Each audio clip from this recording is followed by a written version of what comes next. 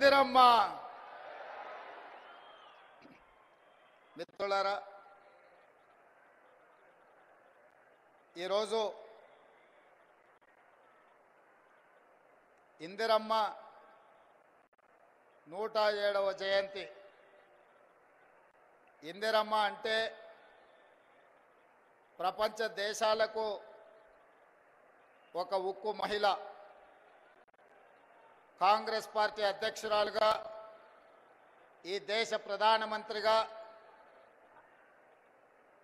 వారు చివరి శ్వాస వదిలినప్పుడు తెలంగాణ ప్రాంతం మెదక్ పార్లమెంటు నియోజకవర్గానికి ప్రాతినిధ్యం వహిస్తూ ఆఖరి శ్వాస వారు వదిలి ఈ గడ్డ మీద సూర్యచంద్రులు ఉన్నంతకాలం శ్రీమతి ఇందిరమ్మ పేరు మీద పేద ప్రజలకు, ముఖ్యంగా మా ఆడబిడ్డలకు, మా మహిళా సోదరీమణులకు సంక్షేమ అభివృద్ధి పథకాలను అందించాలని ఇందిరమ్మ రాజ్యాన్ని ఏర్పాటు చేసి ఇందిరమ్మ రాజ్యంలో ఆడబిడ్డల్ని కోటీశ్వరులను చెయ్యాలని ఈరోజు మన ప్రభుత్వం కంకణ బద్దులై ఈ వరంగల్ గడ్డ మీద కార్యక్రమాలను తీసుకోవడం జరిగింది. ఈ కార్యక్రమంలో నాతో పాటు ఉప ముఖ్యమంత్రి వర్యులు బట్టి విక్రమార్క గారు, మంత్రివర్గ సహచరులందరూ, పార్లమెంట్ సభ్యులు, శాసనమండలి సభ్యులు, శాసనసభ్యులు, ప్రభుత్వ సలహాదారులు, ఉన్నతాధికారులు, పార్టీ నాయకులు, పిసిసి అధ్యక్షులు, ప్రాణ సమానులైన 33 జిల్లాల నుంచి తరలి వచ్చిన మా ఆడబిడ్డలందరికీ కూడా హృదయపూర్వకంగా నేను నమస్కారాలు తెలియజేస్తున్నా. ఈ కార్యక్రమం మా ఆడబిడ్డలకే అంకితం. ఎందుకంటే ఈనాడు నేను తెలంగాణ రాష్ట్ర ముఖ్యమంత్రిగా అయినా, నేను ఆనాడు కాంగ్రెస్ పార్టీ తెలంగాణ శాఖకు అధ్యక్షుడిని అయినా ఆడబిడ్డల ఆశీర్వాదంతోనే, సోనియమ్మ ఇచ్చిన అవకాశంతో కాంగ్రెస్ పార్టీ అధ్యక్షుడు అవ్వడమే కాదు, వీడికి తరలి వచ్చిన వేలాది మంది ఆడబిడ్డలు గ్రామ గ్రామాన, తండాలలో, గూడాలలో, మారుమూల పల్లెల్లో ఇందిరమ్మ రాజ్యం రావాలి, మీ రేవంత్ అన్న ఈ తెలంగాణ రాష్ట్రానికి ముఖ్యమంత్రి అవ్వాలని మనసు నిండుగా ఆదరించి ఆహ్వానించి మీ భుజాల మీద మోసిండ్రు. కాబట్టి ఈరోజు ఈ వేదిక మీద ఉన్న పెద్దలందరూ నాతో సహా ఈరోజు వివిధ బాధ్యతలను నిర్వహిస్తున్నాం. మరి వివిధ బాధ్యతలను నిర్వహిస్తున్న మేము మీ ఆశీర్వాదంతో అవకాశం వస్తే మీకు కృతజ్ఞత తెలుపుకునే బాధ్యత, ఆడబిడ్డలకు అన్ని అవకాశాలు అందించాల్సిన బాధ్యత ఈరోజు మా పార్టీ మీద, మా ప్రభుత్వం మీద ఉన్నది. అందుకే ఆనాడు 2014 నుంచి 2019 వరకు ఆనాటి ముఖ్యమంత్రి చంద్రశేఖరరావు గారు మంత్రివర్గంలో ఒక్క ఆడబిడ్డ కూడా మంత్రిగా లేకపోయినా 5 సంవత్సరాలు మౌనంగా ఉన్న ఆడబిడ్డలు ఆ తర్వాత ఇచ్చిన తీర్పుతో మొదటి మంత్రివర్గంలోనే మీ అభిమాన నాయకురాలు శ్రీమతి కొండా సురేఖ గారు, మా సోదరీమణి సీతక్కను ఈరోజు మంత్రివర్గంలో ఈ ఓరుగల్లు గడ్డ మీద నుంచే ఈ ఆడబిడ్డలను మంత్రివర్గంలో ప్రముఖ స్థానం ఇచ్చి ఈనాటి ఈ సభా నాయకత్వాన్ని కూడా ఆ ఆడబిడ్డల చేతుల్లోనే పెట్టడం జరిగింది.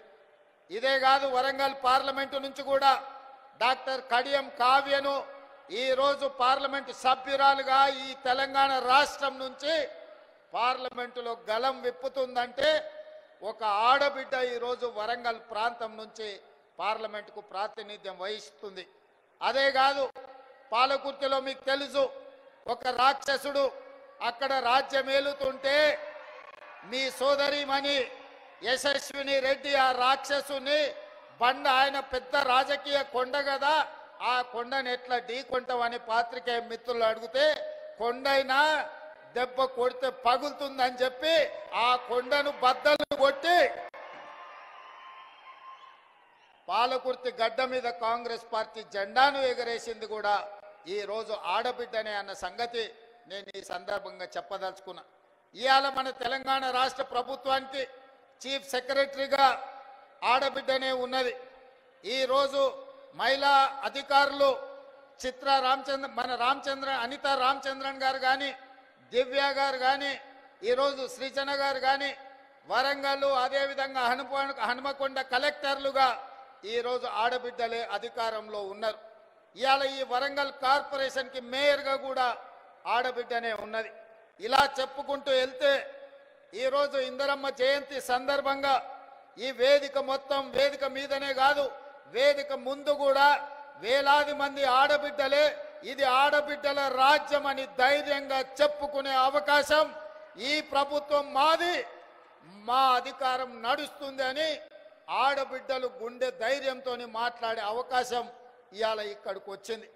ఉదయం ఈరోజు నేను స్వయం సహాయక సంఘాలకు సంబంధించిన ఆడబిడ్డల స్టాల్స్ నేను చూస్తే పెద్ద పెద్ద పారిశ్రామికవేత్తల కంటే ఒకప్పుడు పారిశ్రామికవేత్తలు అంటే టాటాలు, బిర్లాలు, ఆ తర్వాత అదానీ, అంబానీలో గురించి విన్నాం.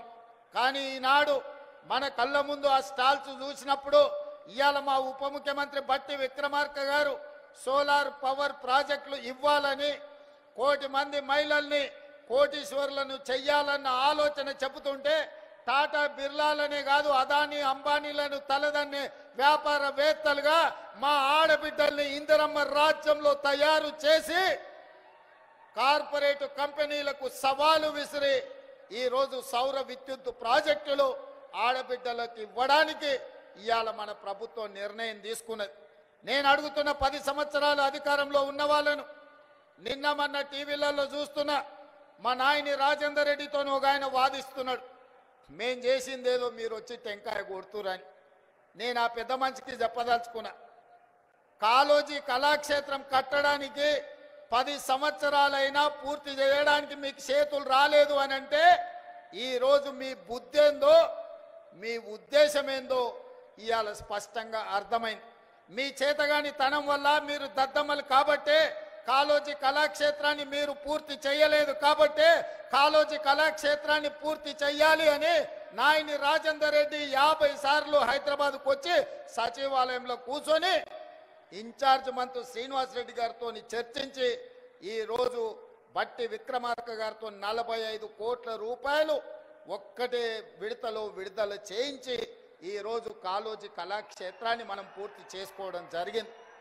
ఇవాళ నేను గుర్తు చేసుకోదలుచుకున్నా, తెలంగాణ పోరాటానికి, తెలంగాణ పౌరుషానికి మారు పేరు, తెలంగాణ కోసం 4 దిశల తెలంగాణ వాదాన్ని భావవ్యాప్తి చేయడానికి కాళోజీ ఎంతో కృషి చేసిండు.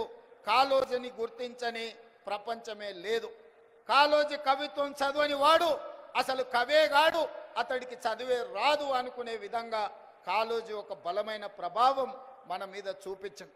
అలాంటి కాళోజీ కళాక్షేత్రాన్ని 10 సంవత్సరాలైనా ఆనాటి ప్రభుత్వంలో ఉన్న పెద్దలు పూర్తి చేయకపోతే వచ్చిన తర్వాత నా బాధ్యతగా భావించి ఏ కాళోజీ స్ఫూర్తిగా ఇదే ప్రాంగణంలో రైతు సంఘర్షణ సభను ఏర్పాటు చేసి రైతు డిక్లరేషన్ రాహుల్ గాంధీ గారితో చేపించిన తర్వాత తెలంగాణలో కాంగ్రెస్ పార్టీ స్థితిగతులు మారినాయి. అందుకే ఈ కాళోజీ గడ్డ మీద నుంచి, ఈ ఓరుగల్లు పోరాటం నుంచి ఈనాడు తెలంగాణ రాష్ట్రంలో ప్రభుత్వం ఏర్పాటు చేసినాం. మరి అలాంటి ఈ గడ్డ మీద కాళోజీ కళాక్షేత్రం వాయిదాలు పడుతూ ఉంటే చూస్తూ ఊరుకుందామా?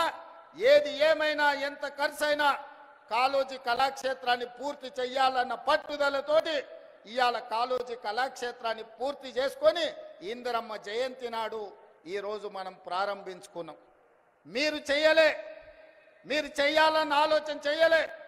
కనీసం చేసిన వాళ్ళను అభినందించడానికి మీ అధినేతలకు ఒకవేళ అభ్యంతరం ఉంటే మీరు నోరు మూసుకొనైనా ఉండండి తప్ప చేసే వాళ్ళ కాళ్ళల్లో కట్టబెట్టాలన్న ఆలోచన చెయ్యకండి. వచ్చేసారి డిపాజిట్లు కూడా దక్కవు అని చెప్పి నేను వాళ్ళకి చెప్పదలుచుకున్నా. అదేవిధంగా మిత్రులారా, ఈ వరంగల్ హైదరాబాద్ ఆనాడు నిజాం రాజులు పాలించినప్పుడు ఈ వరంగల్ సామ్రాజ్యం కాకతీయుల కంచుకోటలు, రాణి రుద్రమ, ప్రతాప రుద్రుడు ఒక పక్కన ఈ దేశానికి, ఈ ప్రపంచానికి తలమానికమైన ఒక గొప్ప పరిపాలన అందించి కాకతీయులు కట్టిన గొలుసు కట్టు చెరువులు ఇవాళ ప్రపంచానికే ఆదర్శమైన నగరం. ఈ నగరం చారిత్రాత్మకమైన నగరం. ఇక్కడ కట్టిన 1000 స్తంభాల గుడి కావచ్చు, రామప్ప దేవాలయం కావచ్చు, ఇలా చెప్పుకుంటూ పోతే ఇక్కడున్న కోటలు కావచ్చు, ఇక్కడున్న చెరువులు కావచ్చు, ఇక్కడున్న సంస్కృతి ప్రపంచానికి ఆదర్శంగా ఉండే గొప్ప నగరం. అలాంటి నగరం ఉమ్మడి రాష్ట్రంలోనే కాదు, ప్రత్యేక తెలంగాణలో కూడా చంద్రశేఖరరావు గారి చేతిలో మోసపోయి గోసపడుతుంటే ఈ నగరము ఇది పట్టణంగానే నిలిచిపోతే ఈ పట్టణాన్ని గొప్ప నగరంగా చెయ్యాలి. హైదరాబాదు నగరానికి పోటీ నగరంగా ఒక అద్భుతమైన అభివృద్ధి చేయాలన్న ఆలోచన చేసినాం. పదే పదే మీ ఎమ్మెల్యేలు అటు పెద్దలు కడియం శ్రీహరి గారు, నాయన రాజేందర్ రెడ్డి గారు, అదేవిధంగా కొండా సురేఖమ్మ గారు, ఈ ప్రాంతంలో ఉండే ఎమ్మెల్యేలందరూ అన్నా నువ్వేం చేసైనా వరంగల్ పట్టణాన్ని నగరంగా మార్చాలి, ఎయిర్పోర్టు రావాలి, పరిశ్రమలు రావాలి, మా పిల్లలకు ఉద్యోగాలు ఇవ్వాలి, కాకతీయ యూనివర్సిటీ ఉన్న ఓరుగల్లును అభివృద్ధి పదం వైపు మీరు నడిపించాలి అని వాళ్ళు నన్ను నిద్ర పోనీయకుండా తిండి తిననీయకుండా నన్ను ముప్పు తిప్పలు పెట్టిరు. సూచన 2-3 సార్లు అడిగి వదిలేస్తారేమో, మర్చిపోతారేమో అని. కానీ వాళ్ళు మర్చిపోలే. నిత్యం గుర్తు చేస్తూనే కలిసినప్పుడల్లా కాగితం తెచ్చి ఇచ్చేటోళ్ళు.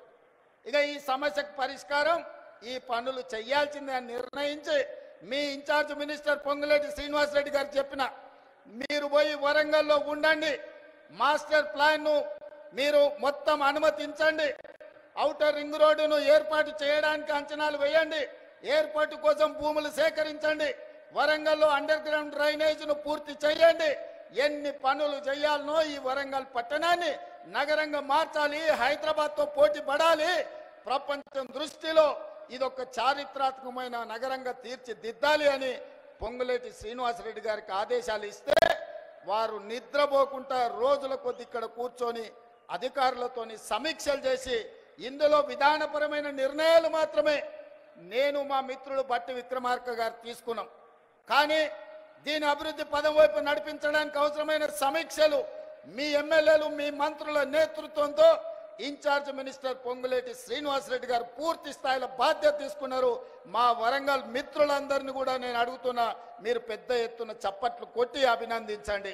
ఎందుకంటే మీకోసం ఖమ్మం జిల్లా మీద కూడా దృష్టి పెట్టకుండా వరంగల్ జిల్లా మీద దృష్టి పెట్టి వరంగల్లో పనులు చెయ్యాలి అని కడియం శ్రీహరి గారు కలిసినప్పుడు వారు మాకు ముందు నుంచి చాలా సన్నిహితులు, మీకు తెలుసు. వారి పట్ల నాకున్న గౌరవం కూడా మీకు తెలుసు. వారు నాకు గుర్తు చేసి ఇవన్నీ చేయడం ద్వారా శాశ్వతంగా ప్రజల గుండెల్లో మనం నిలిచిపోతాం, మీ బాధ్యత, నీకు చిన్న వయసులో గొప్ప అవకాశం వచ్చింది, ఆనాడు మాకు అవకాశం వచ్చినా మేము చేయలేకపోయినాం, ఈనాడు మీరు చెయ్యి, మేము అండగా నిలబడతామని కడియం శ్రీహరి గారు నాతో 10 సార్లు మాట్లాడి ఇవాళ 5,500 కోట్లు, దాదాపుగా 6,000 కోట్ల రూపాయలు ఈ వరంగల్ నగరానికి ఇవాళ రాష్ట్ర ప్రభుత్వం మంజూరు చేసిందంటే వాళ్ళందరూ తీవ్రమైన కృషి వల్ల ఈరోజు మీకు దాదాపుగా 6,000 కోట్ల రూపాయలు వచ్చినాయి. అందుకే మిత్రులారా, ఈ వరంగల్ జిల్లా ప్రజలకు, ఈ ఉత్తర తెలంగాణ ప్రజలకు నేను ఒక్క మాట చెప్పదలుచుకున్నా. ఇది 2 శాసనసభ నియోజకవర్గాలకు సంబంధించిన అభివృద్ధి కాదు, మొత్తం ఉత్తర తెలంగాణకు సంబంధించిన ఆదిలాబాద్ కావచ్చు, ఖమ్మం కావచ్చు, కరీంనగర్ కావచ్చు, లేకపోతే వరంగల్ కావచ్చు, సగం నల్గొండ కావచ్చు, ఈ వరంగల్ ప్రాంతమే అత్యంత దగ్గరి ప్రాంతం. ఈడ జాతీయ స్థాయి ఎయిర్పోర్ట్ రావడం, జాతీయ స్థాయి పరిశ్రమలు రావడం, ఈ నగరంలో అండర్ గ్రౌండ్ డ్రైనేజ్ రావడం, కాకతీయ యూనివర్సిటీని అభివృద్ధి పదం వైపు నడిపిస్తే సగం తెలంగాణ అభివృద్ధి జరిగినట్టే. ఈ వరంగల్ అభివృద్ధి అనేది సగం తెలంగాణకు అభివృద్ధి చేసినట్టే అని భావించి ఈనాడు మా ప్రభుత్వం ఈ బాధ్యత తీసుకున్నది. ఇది పూర్తి చేసే వరకు నేను నిద్రపోను, మా అధికారులను, మా మంత్రులను నిద్రపోనీయనని మీకు నేను మాట ఇస్తున్నా. ఎందుకంటే నేను నిన్న మన మహారాష్ట్ర ఎన్నికల్లో పోయినా, ఎన్నికల్లో ఎక్కడ పోయినా ఎయిర్పోర్ట్లు ఉన్నాయి. నేను ముంబై, పూణేనే అనుకున్నా, కానీ సోలాపూర్ పోయినా, నాందేడ్ పోయినా, ఎక్కడికి పోయినా ప్రతి 100-150 కిలోమీటర్లకు బస్సు డిపోలు ఉన్నట్టు మహారాష్ట్రలో ఎయిర్పోర్టులు ఉన్నాయి. మన పక్కన ఉన్న ఆంధ్రప్రదేశ్లో విజయవాడలో ఉంది, అదే విధంగా తిరుపతిలో ఉంది, కర్నూలులో ఉంది, కడపలో ఉంది, అదే విధంగా విశాఖపట్నంలో ఉంది, రాజమండ్రిలో ఉంది, ఆంధ్రప్రదేశ్లో కూడా ఎన్నో ఎయిర్పోర్టులు ఉన్నాయి. ఈ రకంగా ఏ రాష్ట్రం తీసుకున్నా 5, 6, 10 ఎయిర్పోర్టులు ఉంటే తెలంగాణ రాష్ట్రంలో ఒకే ఒక్క ఎయిర్పోర్టు, అది హైదరాబాద్ నగరంలో ఉంది. అందుకే నేను అడుగుతున్నా, ఈ వేదిక మీద నుంచి కేంద్ర ప్రభుత్వాన్ని ఇక్కడికి వచ్చిన మా తెలంగాణ ప్రజల్ని, మనకెందుకు ఉండకూడదు? హైదరాబాదే కాదు, వరంగల్లో, కొత్తగూడెంలో, అదేవిధంగా రామగుండంలో, ఆదిలాబాద్లో మనం కూడా 4 ఎయిర్పోర్ట్లు కట్టుకొని ప్రపంచంతో పోటీ పడి పెట్టుబడులు తెచ్చి పరిశ్రమలను ముందుకు తీసుకెళ్లి ఈ తెలంగాణను అభివృద్ధి పదం వైపు నడిపించే బాధ్యత ఇందిరమ్మ రాజ్యంలో ప్రజా ప్రభుత్వం తీసుకుంటుందని చెప్పి నేను ఈ సందర్భంగా చెప్పదలుచుకున్నా. ఎవరైనా ఈ అభివృద్ధిలో కాళ్ళ కట్టబెట్టాలి, మేము చేయలేదు కాబట్టి వీళ్ళు కూడా చెయ్యొద్దు అని కుట్రలు కుతంత్రాలు చేస్తే వాళ్ళు ఊచలు లెక్క పెట్టాల్సి చూస్తుందని చెప్పి నేను ఈ వేదిక మీద నుంచి స్పష్టంగా చెప్పదలుచుకున్నా. మీరు కుట్రలు చేయొచ్చు, మీరు కుతంత్రాలు చేయొచ్చు, అక్రమంగా సంపాదించిన సంపద పెట్టి కిరాయి మనుషులను తేవచ్చు. ఏమి చేసినా ఓ రోజు వెనుకో ఓ రోజు ముందో మీరు పన్నుతున్న కుట్రల్ని గుర్తిస్తాం, అందరిని బొక్కలో పెడతాం, ఊచలు లెక్క పెట్టిస్తా అని చెప్పి నేను ఈ వేదిక మీద నుంచి స్పష్టంగా చెప్పదలుచుకున్నా. ఇవాళ ఒకడొకడు మాట్లాడుతున్నాడు. ఒక ఆయన పెద్ద మనిషి మన వచ్చి అన్నాడు, 10 నెలలనే తెలంగాణ ప్రజలు ఏం కోల్పోయారో వాళ్ళకి తెలిసిందని. ఏం కోల్పోయినరా? మా ఆడబిడ్డలకి ఇవాళ స్వేచ్ఛ వచ్చింది 10 ఏళ్ళ తర్వాత. సంఘాలలో ముందుకు వచ్చిండ్రు. మేము ఇవాళ ఆడబిడ్డలు కోటీశ్వరులను చేయాలనుకున్నాం. దాదాపుగా ఈ సంవత్సరంలో 34,000 కోట్ల రూపాయలు సంఘాలకు సహకారం అందించాలని ఇవాళ మేము అనుకున్నాం. ఆడబిడ్డలకు అదాని అంబానీలకే పరిమితమైన సోలార్ పవర్ ప్రాజెక్టులు ఇవాళ మా ఆడబిడ్డలకు మహిళా సంఘాలకు ఇచ్చి వాళ్ళని పారిశ్రామికవేత్తలను చేసి కోటీశ్వరులను చేయాలనుకున్నాం. ఇవాళ ఇదే కాదు, మా ఆడబిడ్డలు అమ్మగారింటికి పోవాలన్నా, దైవ దర్శనానికి పోవాలన్నా ఇంటి ఆయనని అడిగితే దసరా కడితే దీపావళి అనేటోడు, దీపావళికి అడిగితే సంక్రాంతి అనేటోడు, సంక్రాంతికి అంటే ఉగాది అనేటోడు, ఉగాదికి అడిగితే ఈ సంవత్సరం ఎందుకులే అనేటోడు. కానీ ఇవాళ ఈడ వేలాది మంది మా ఆడబిడ్డలు వచ్చారు. అక్క ఎవరైనా బస్సు ఎక్కితే ఒక్క పైస ఎవరైనా అడుగుతుర్రా?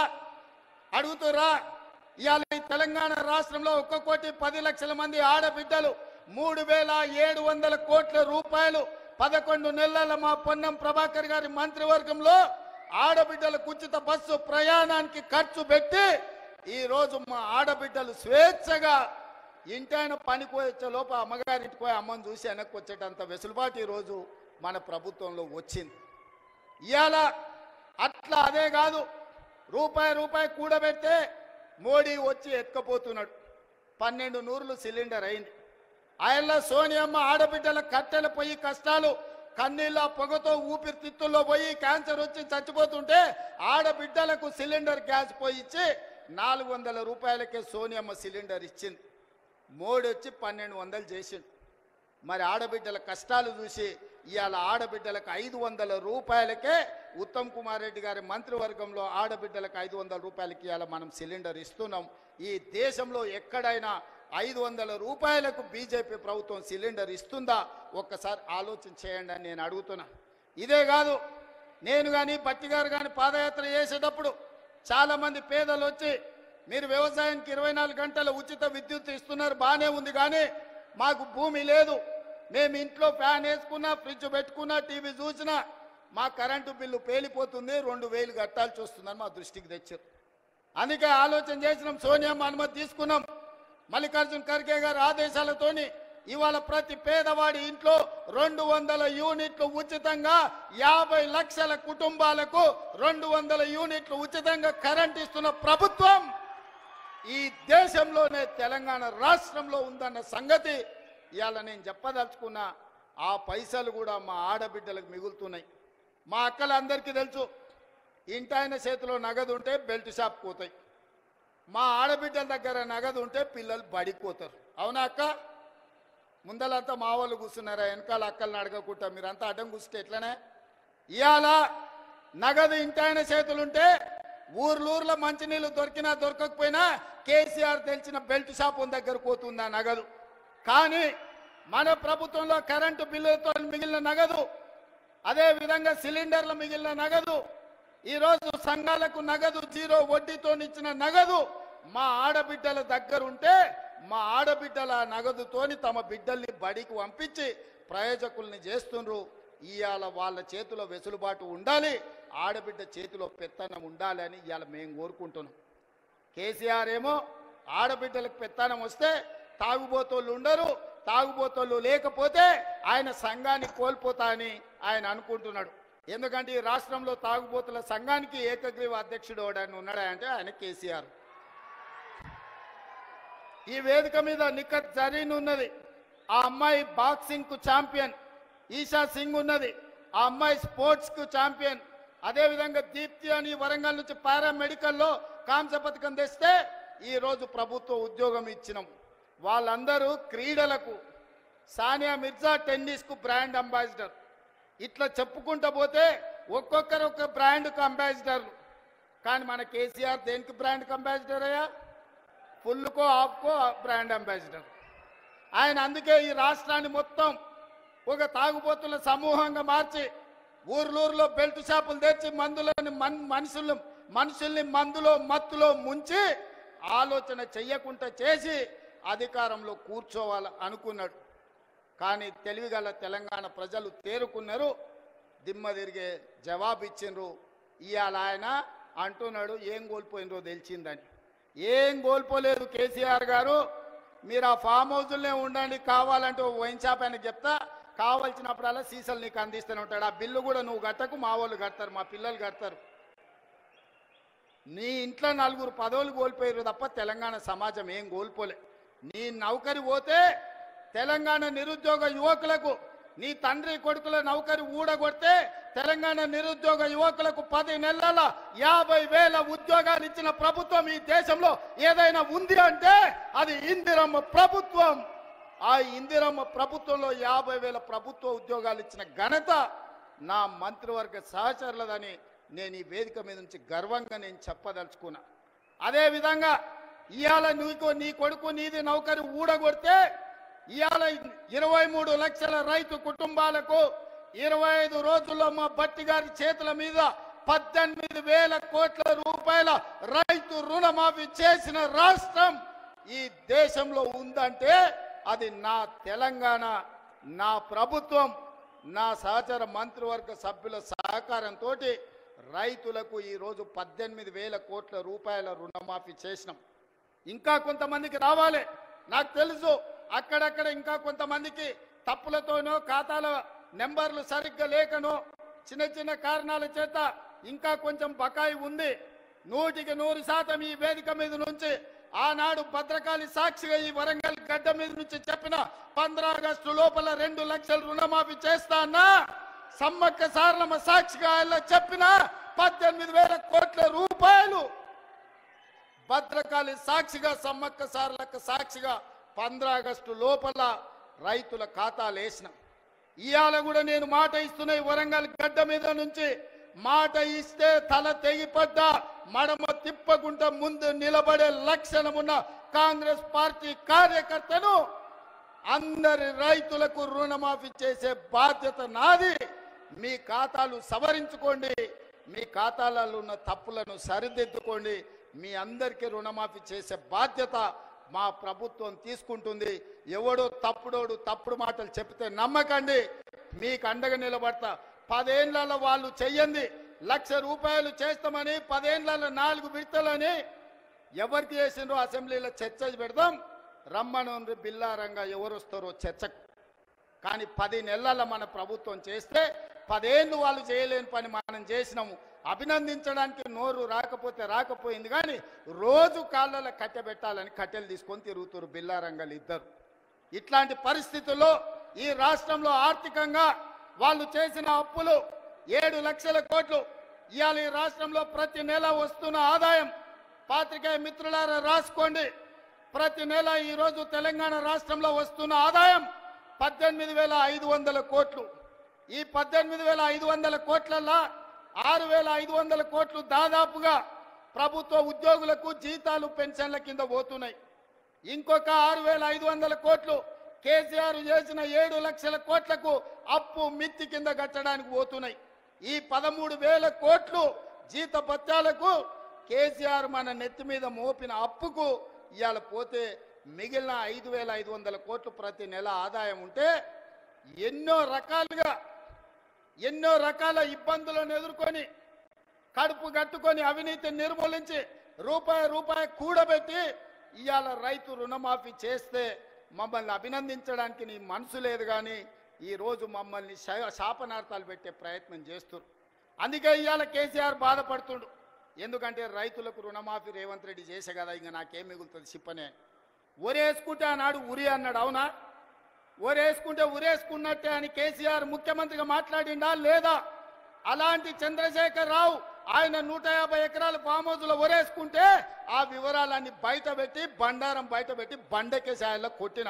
ఇవాళ బాజాబ్తా తెలంగాణ సమాజం 66 లక్షల ఎకరాలల్లా 1,53,00,000 మెట్రిక్ టన్నుల వరి ధాన్యాన్ని స్వతంత్రం వచ్చినప్పటి నుంచి ఈ రోజు వరకు ఏ రాష్ట్రం, ఉమ్మడి రాష్ట్రం ఆంధ్రప్రదేశ్లో కూడా 23 జిల్లాలు ఉన్నప్పుడు కూడా ఇంత పంట రాలే. ప్రపంచ రికార్డు ఇవాళ తెలంగాణ రాష్ట్రం 66 లక్షల ఎకరాలలో 1,53,00,000 మెట్రిక్ టన్నుల వరి ధాన్యాన్ని పండిస్తే ఎంఎస్పి ఇయ్యడమే కాదు, సన్న వడ్లకు 500 రూపాయల బోనస్ ఇచ్చి కొంటున్న రాష్ట్రం ఈ దేశంలోనే తెలంగాణ రాష్ట్రం ఉంది. రైతులను ఆదుకున్న ప్రభుత్వం ఇందిరమ్మ రాజ్యంలో ప్రజా ప్రభుత్వం అని నేను చెప్పదలుచుకున్నా. ఇవన్నీ కోల్పోయిన టాన్ కేసీఆర్ని అడుగుతున్నా, నీ దుఃఖమేందో నీ బాధ ఏందో నువ్వు చెప్పింది నిజమైతే రా అసెంబ్లీలోకి రా, చర్చ పెడదాం, తారీఖు నిర్ణయించు. చంద్రశేఖరరావు ఏ రోజు చెప్తావో ఏ సమయం చెప్తావో ఆ రోజు అసెంబ్లీ పెడతా రా. నువ్వు ఓడితే ఇంట్లో పోయి బంతవా? రాహుల్ గాంధీని చూసి సిగ్గు తెచ్చుకో. 3 సార్లు ఓడిపోయినా ప్రతిపక్షం ఉండి కన్యాకుమారి నుంచి కశ్మీర్ వరకు 150 రోజులు 4,000 కిలోమీటర్లు మండు టెండల్లో మంచు కొండలో పాదయాత్ర చేసి ప్రజలకు అందుబాటులో ఉన్నోడు అంటే బాధ్యతాయుతమైన ప్రతిపక్ష నాయకుడు. అధికారంలో ఉంటే దోసుకుంటా, ప్రతిపక్షంలో ఉంటే ఫామ్ హౌస్లో వండుకుంటా. ఇదా నీ విధానం? నిజంగానే ప్రజలు కష్టాలలో ఉంటే ఫామ్ హౌస్ల గాడిది పండ్లు దొంగతున్నావా? రా ప్రజల్లోకి వచ్చి మాట్లాడు. ప్రతిపక్షంగా ఏం సూచన చేస్తావో చెయ్యి ప్రభుత్వానికి. మేము వినడానికి సిద్ధంగా ఉన్నాం. నువ్వు లేవనెత్తిన అంశాలు సహేతుకమైనవైతే సరిదిద్దడానికి సిద్ధంగా ఉన్నాం. నువ్వు రావు. ఆ చిల్లరగాళ్ళని ఇద్దరు ఊరి మీదకి వదిలిండి, అది చూసిన ఆంబోతులాగా. ఊర్లలో దేవుళ్ళకు వదులుతారుగా దున్నపోతులని తెలుసు కదా, అది 7 చేనుల మేసి వచ్చినా ఏమనం. దేవరకు వదులుతాం కదా, అది చూసిన వాటిని దేవరకు వదిలే ఓ రోజు బలి ఇస్తారు. ఆ ఇద్దరిని అచ్చోసిన వాళ్ళలాగా ఊరి మీదకి వదిలి ఈరోజు ఏది పడితే అది మాట్లాడుతున్నారు. ఏమన్నా అర్థం పర్థం ఉందా? ఒక్కసారి ఆలోచన చేయండి మిత్రులారా. ఇంకా ఆ పక్కన లావు మనగాళ్ళు లడాయిపోతే వెనకాల 3 నూకుడు మనగాళ్ళంట. ఆయన కిషన్ రెడ్డి అనట, ఆయన ఇంకొక ఆయన ఉన్నాడు. కేటీఆర్ ముందు రోజు మాట్లాడతాడు, రెండో రోజు కిషన్ రెడ్డి మాట్లాడతాడు. మనం గుజరాత్లో Sabarmati river development front Modi గారు అభివృద్ధి చేస్తే సప్పట్లు కొడతాడు. మా మోడీ చూడు గుజరాత్లో గొప్పగా చేసిండు. కానీ అదే Musi river development front Hyderabad నగరంలో ప్రపంచానికి ఆదర్శంగా ఉండేట్టుగా మనం చేద్దామంటే వద్దు, నేను అడ్డం పడుకుంటా అంటాడు. నేనన్నా నువ్వు మోడీ గులాంబా, గుజరాత్ గులాంబా, ఎందుకు అడ్డం పడుతున్నావని. సిగ్గు లేకుండా నేను మోడీ గులాంని అంటుండు. ఆయన నన్ను అంటుండు సోనియమ్మకు నువ్వు గులాంబా అని. నేను ఒక్క మాట ఈ వేదిక మీద నుంచి స్పష్టంగా చెప్పదలుచుకున్నా. 60 ఏళ్ళ ఆకాంక్ష, 1200 మంది బిడ్డల ఆత్మ బలిదానాలు జరిగిన తెలంగాణ రాష్ట్రం రాకపోతే కన్న తల్లిగా గొప్ప మనసుతో ఆంధ్రప్రదేశ్లో పార్టీ చచ్చిపోయినా ఈ తెలంగాణ రాష్ట్రాన్ని ఇచ్చిన సోనియమ్మ మా అమ్మ, సోనియమ్మ మా అమ్మ, మా 4 కోట్ల తెలంగాణ బిడ్డలకు కన్న తల్లి. ఆమెకు ఊడిగం కాదు, ఆమె కాళ్ళు గడిగి ఆ నీళ్లు నెత్తి మీద చల్లుకున్నా అది తక్కువనే అవుతుంది. కిషన్ రెడ్డి, ఇప్పటికైనా నీ పాపాలు కడుక్కోవడానికి రా. సోనియమ్మ కాళ్ళు గడిగి మన ఇద్దరం నెత్తి మీద చల్లుకుంటే మోడీకి ఊడిగం చేసినందుకు కొంతైనా నీకు ప్రక్షాళన జరుగుద్ది అంటున్నా. పార్లమెంటులో నిటారుగా నిలబడి ఈ దేశ ప్రధానమంత్రి నరేంద్ర మోడీ తెలంగాణ రాష్ట్రాన్ని సోనియమ్మ పార్లమెంటు తలుపులు బంద్ చేసి దుర్మార్గమైన పని చేసి తల్లిని చంపి పిల్లని బతికించింది. తెలంగాణ రాష్ట్ర ఏర్పాటునే అపహాస్యం చేసిన నరేంద్ర మోడీ తెలంగాణ ద్రోహి. అలాంటి తెలంగాణ ద్రోహికి నువ్వు బానిసవై గులామువై నువ్వు గుజరాత్ పోతే నువ్వు గుజరాత్ పోయి గార్దులను కాసుకో కిషన్ రెడ్డి. ఈ తెలంగాణలో ఒక్క నిమిషం కూడా నీకు ఉండడానికి అర్హత లేదని నేను చెప్పదలుచుకున్నా. ఇన్ని రోజులు నువ్వు అంటే గౌరవ మర్యాద ఉండే, అందుకే మాట్లాడేటప్పుడు ఆచితూచి మాట్లాడేటోని కిషన్ రెడ్డి గురించి. కానీ కిషన్ రెడ్డి మీద ఉన్న గౌరవం నాకు 100% పోయింది. తెలంగాణ రాష్ట్ర ఏర్పాటుని వ్యతిరేకించి తెలంగాణ రాష్ట్ర పౌరుషాన్ని అవమానించిన నరేంద్ర మోడీకి నువ్వు గులాంగా మారినవంటే నువ్వు తెలంగాణ బతకడానికి అర్హత కోల్పోయినవు కిషన్ రెడ్డి. తట్టపెట్ట జరుపుకొని నడువు గుజరాత్కు, నువ్వు ఆన్ని పోయి గులాంగిరి చేసుకో. నేను మళ్ళొక్కసారి చెప్పదలుచుకున్నా, సోనియమ్మ కనికరం వల్ల, సోనియమ్మ త్యాగం వల్ల 60 సంవత్సరాల మా తెలంగాణ రాష్ట్ర స్వప్నం నిజమైంది. ఇవాళ సోనియమ్మకి ఎంత చేసినా తక్కువే. ఆ సోనియమ్మ కాళ్ళు గడిగి నెత్తి మీద చల్లుకోవడానికి మేమందరం సిద్ధంగా ఉన్నాం. ఇది అవమానంగా కాదు, ఆత్మ గౌరవంగా మేము భావిస్తున్నాం కిషన్ రెడ్డి. ఆ తల్లే లేకపోతే ఈ తెలంగాణ రాష్ట్రమే లేదు. ఈ తెలంగాణ రాష్ట్రంలో ఆత్మ గౌరవంతో ఇంత వేలాది మంది మనం సభ జరుపుకునేటోళ్ళం కాదు కిషన్ రెడ్డి. ఇప్పటికైనా తెలుసుకో, ఉద్యోగం మోడీ ఇచ్చిండు అనుకుంటున్నామేం, నీకు ఉద్యోగం ఇచ్చింది సికింద్రాబాద్ ప్రజలు.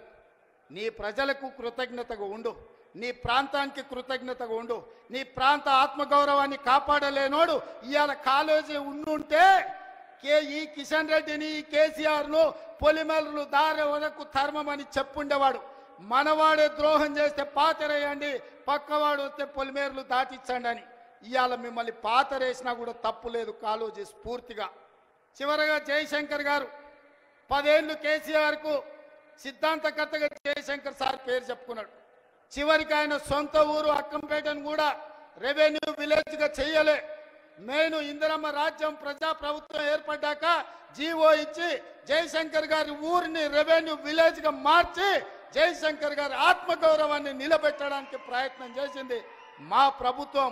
ఇదా తెలంగాణ కోల్పోయింది? చంద్రశేఖర్ రావు, నేను నిన్ను అడుగుతున్నా, ఆడబిడ్డలకు ఉచిత బస్సు ఇస్తే తెలంగాణ కోల్పోయిందా? ఆర్టీసీ డ్రైవర్లతో ఇందిరా పార్క్ దగ్గర ధర్నా చేపిస్తావా? నీ కొడుకు ఆవారగాన్ని ఆడికి పంపించి వాడు కాక్యాంగ్ చేసుకుంటాడు. వాడు రామారావా నాకు అర్థం కాలే. కాక్యాంగ్ చేసుకొని ఆటోలో తిరుగుతా ఆయన ఆటో రాముడు అయిపోతాడంట. కొంచెమన్నా సిగ్గుండాలనే తెలంగాణ సమాజం ఏమనుకుంటుందని. ఇంత సిగ్గుసేరని తప్పిపోతారా 10 నెలలకే? ఇట్లాంటి నేను ఎవరిని చూడలే. ఇవాళ అందుకే ఈ వేదిక మీద నుంచి మీరిచ్చిన ప్రభుత్వం ప్రజాప్రభుత్వం ఇందిరమ్మ రాజ్యంలో పేదల సంక్షేమం కోసం పనిచేస్తున్నాం. ఏ గడ్డ మీద నుంచి పోరాటం మొదలుపెట్టినామో అదే గడ్డ మీద సంవత్సరం పూర్తి చేసుకున్న సందర్భంగా ఈ వరంగల్ పట్టణాన్ని నగరంగా మార్చి హైదరాబాద్తో పోటీ పడే విధంగా అభివృద్ధి చేయాలన్న ఆలోచనతోటి ఇవాళ మీకు నిధులను ఇవ్వడమే కాదు, మీ గడ్డ మీదనే మొట్టమొదటి ఉత్సవం జరుపుకున్నాం. ఈ ఉత్సవానికి వచ్చిన వాళ్ళే కాదు, తెలంగాణ నలుమూలలు ఉన్నోళ్ళందరినీ కూడా ఆశీర్వదించండి. ఇంకా 4 సంవత్సరాలు కడుపు కట్టుకొని రోజుకు 18 గంటలు, ఒక్క గంట, ఒక్క నిమిషం కూడా సెలవు తీసుకోకుండా మీకోసం పనిచేస్తా. ఆఖరి శ్వాస వరకు, చివరి రక్త పొట్టు వరకు ఈ 4 కోట్ల తెలంగాణ బిడ్డల కోసమే నేను అంకితమై కేసీఆర్ అనే మొక్కను మళ్ళీ మొలవని తెలంగాణ రాష్ట్రంలో రాసి పెట్టుకోండి. చెప్పిన నాడు ఓడిస్తాని, ఓడించిన పార్లమెంటులో గుండు 0 అని చెప్పిన గుండు 0 తెచ్చిన ఇవాళ నీ పార్టీని మళ్ళీ మొలకెత్తని ఇయ్యనని ఈ వరంగల్ గడ్డ మీద నుంచే చెప్తున్న కేసీఆర్ కాసుకో. చూద్దాం ఏందో మా కార్యకర్తల పౌరుషమో, నీ తాగుబోతు విధానాలు, కుట్రలు, కుతంత్రాలు తేల్చుకుందాం. నువ్వు అనుకుంటున్నావేమో మౌనంగా ఫామ్ హౌస్లో వండుకుంటే నీ సంగతి నాకు తెలియదని. నీ ముందు తెలుసు, నీ వెనక తెలుసు, నీ ఉపాయం తెలుసు, నీ ఉబలాటం తెలుసు. అన్నిటికీ కుక్క కాటుకు చెప్పు దెబ్బ అనే మందు నా దగ్గర సిద్ధంగా ఉంది. తప్పకుండా నీకు పెడతా. రా అసెంబ్లీకి. మళ్ళొక్కసారి చెప్తున్నా, రాబోయే స్వామి అసెంబ్లీకి రా. చూస్తుందా ఎవడో ఇస్తే రాలే కుర్చీలకు. తొక్కుకుంటూ వచ్చిన కుర్చీలో నిన్ను తొక్కుకుంటూ వచ్చిన గుర్తు పెట్టుకో. రా అసెంబ్లీకి, మాట్లాడదాం, తేలుద్దాం. సిద్ధంగా ఉన్న తారీఖు